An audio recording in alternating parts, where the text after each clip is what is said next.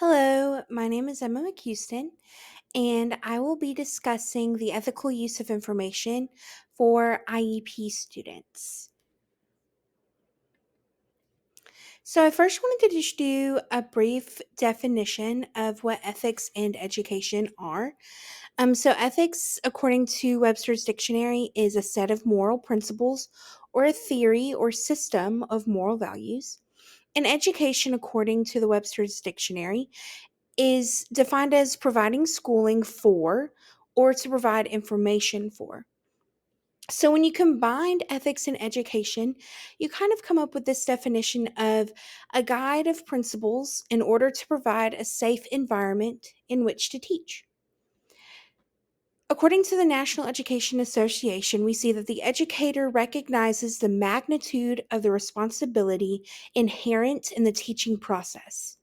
The desire for the respect and confidence of one's colleagues, of students, of parents, and of the members of the community provides the incentive to attain and maintain the highest possible degree of ethical conduct. As educators, we have a moral principle or a moral value to want to provide this safe environment for our children. Next, I wanted to go over what an IEP is. So, an IEP is a legal plan that outlines special education services, supports, and accommodations for a child with a disability. Now, key components of an IEP can include learning goals that change annually, accommodations or modifications to technology, to schoolwork, anything that the child may need to help them be successful.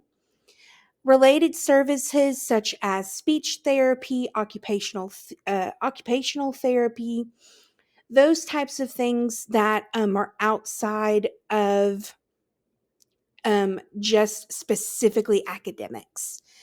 As well as measurement of progress, you will see in the IEP where they have worked on previous goals, and you will see that progress monitoring and how they have done with those goals. And if they've um, passed those goals and moved on to new, or if they're still working on those, as well as transition services. And those typically start in eighth grade.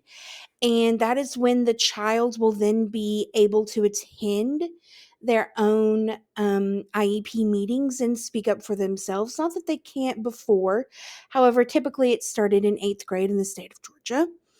And then the people who are participating in these IEPs and the making of them and the decisions are the parents of the student, at least one general education teacher of the student's IEP case manager, which can or cannot be their special education teacher.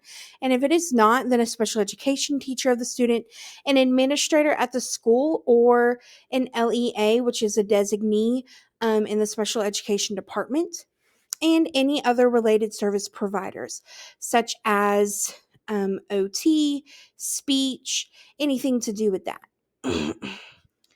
So, going into confidentiality and privacy for students with IEPs, we all know what FERPA is, the Family Educational Rights and Privacy Act. It's a federal law that protects the privacy of student education records. The IEP does fall under FERPA. And so, therefore, schools must have written permission from the parent or eligible student in order to release any information from a student's education record. So, that means that the student's IEP will not be shared with anybody outside of the team unless with written permission. Each LEA must protect the confidentiality of the collection, storage, disclosure, and destruction of the IEP and any of their other educational records. Access of unauthorized persons to personally identifiable information without parents' consent is forbidden. There has always been a requirement that you should not serve a student in special education until you have signed a consent giving permission to do so.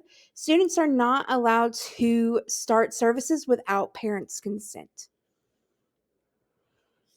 Next, I wanted to kind of just combine both ethics and IEPs and how, in the grand scheme of things, The overall goal for both is to build trust between the school educators and parents, as well as the student, ensuring students are receiving the best learning outcomes, keeping personal information of the student's disability and learning confidential, and then prioritizing the student's best interests individuality.